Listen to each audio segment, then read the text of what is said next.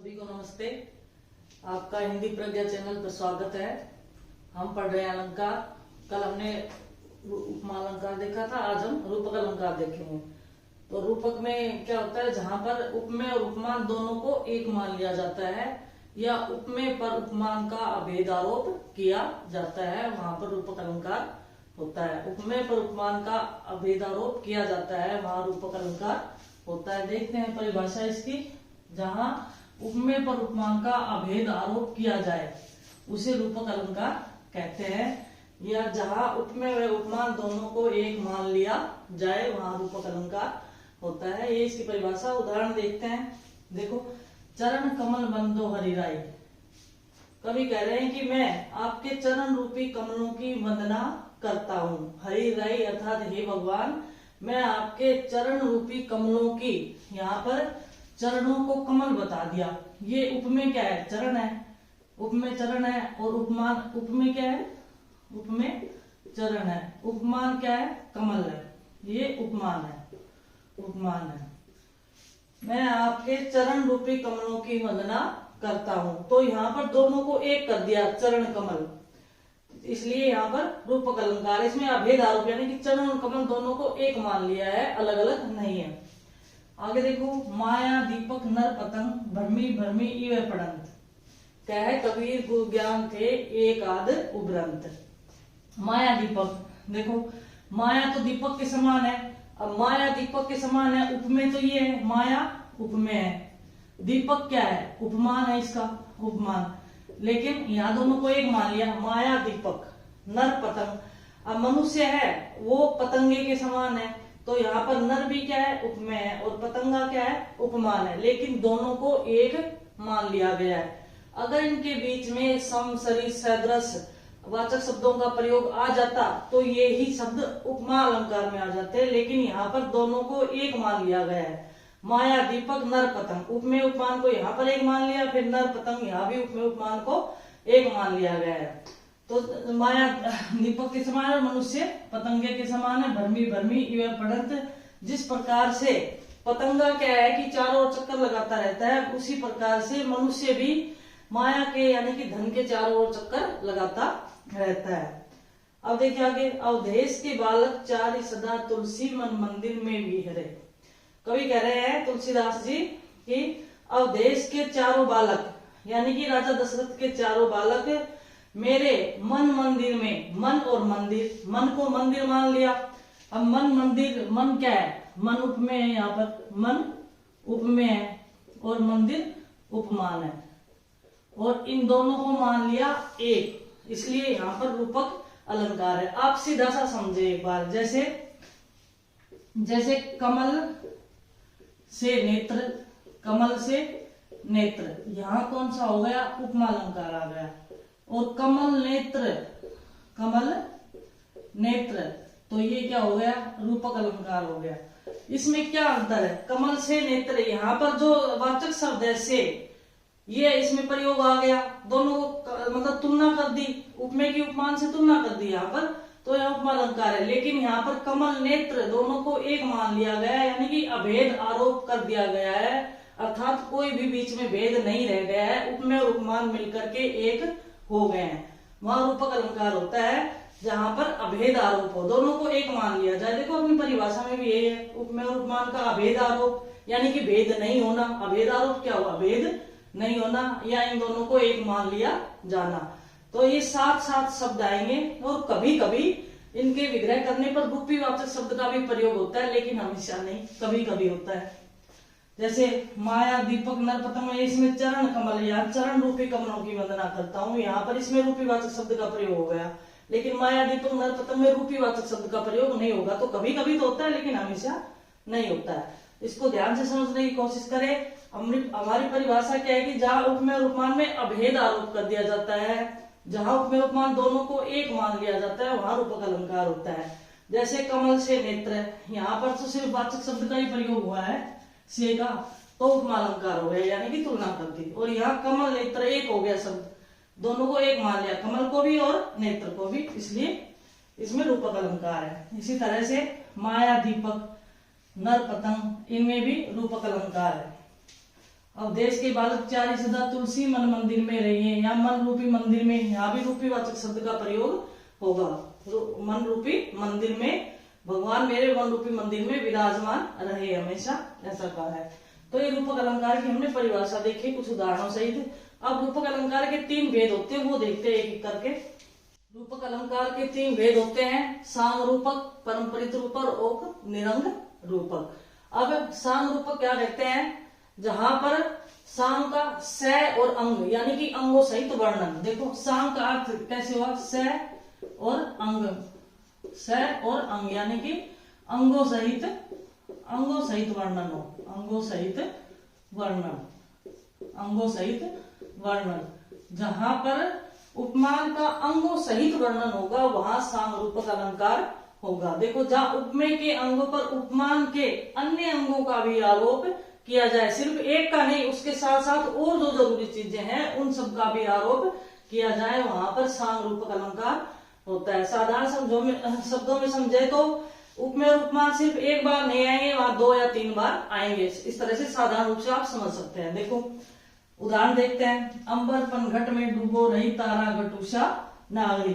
अब अंबर रूपी पनघट, यहाँ पर अंबर रूपी पनघट, यहाँ रूपक अलंकार है। डूबो रही तारा रूपी घड़ा, तारा घट, तारा रूपी घड़ा, उषा रूपी नागरी, 3 जगह यहाँ पर रूपक अलंकार है। अंबर पनघट, तारा घट, उषा नागरी। अब इसका अर्थ क्या होगा कि अंबर रूपी पनघट में तारे रूपी घड़े को उषा रूपी नागरी यानी कि स्त्री, नागरी का अर्थ क्या होता है, स्त्री, तारा रूपी घड़े को उषा रूपी स्त्री डुबो रही है।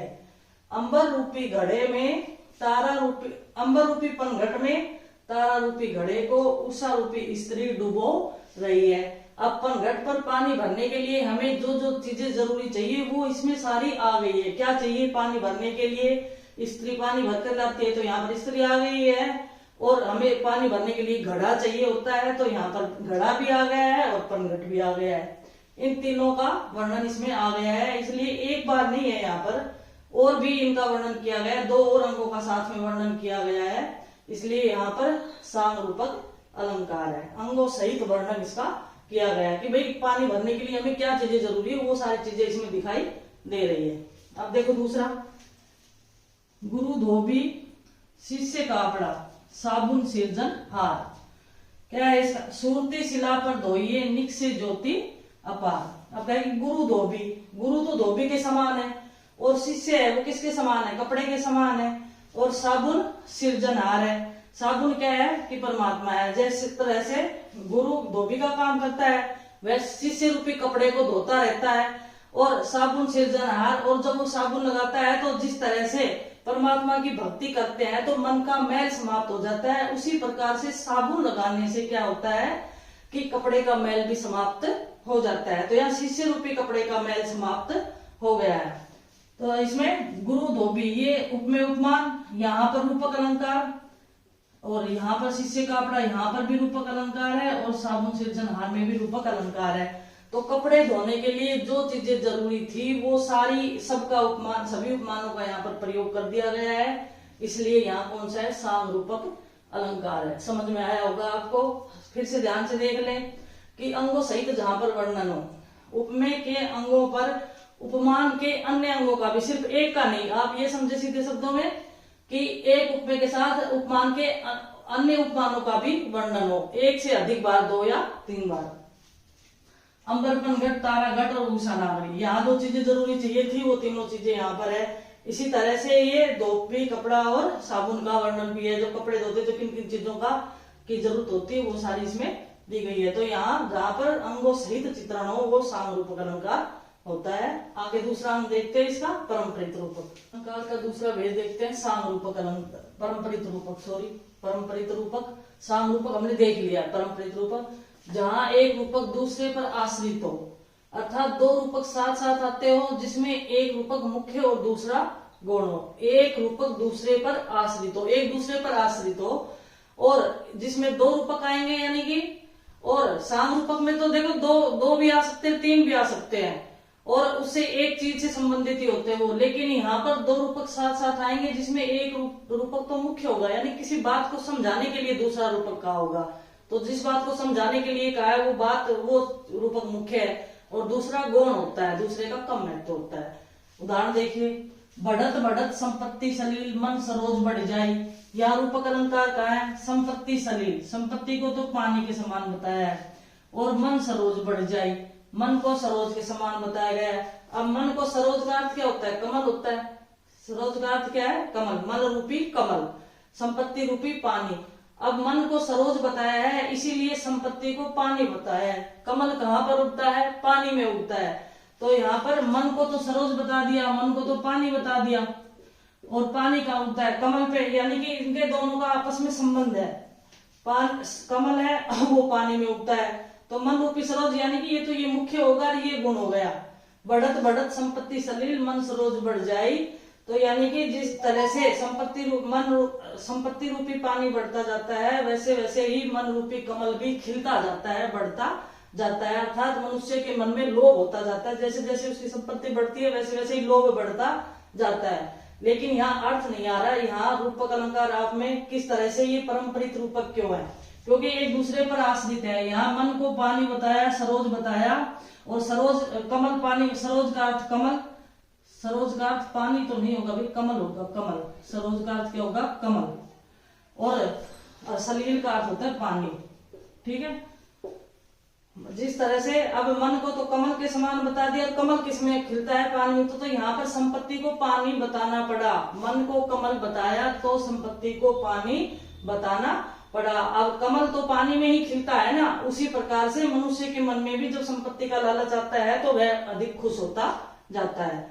दूसरा उदाहरण देखें, राम कथा सुंदर करतारी, संशय विहग उड़ावन हारी। राम की कथा सुंदर करतारी, हाथ की ताली के बराबर है। देखो, सुंदर करतारी, करतारी क्या होता है? हाथ की ताली, हाथ की ताली। संशय विहग उड़ावन हारी, यह संशय रूपी पक्षी को, संशय विहग, संशय रूपी पक्षी को उड़ाने वाली है।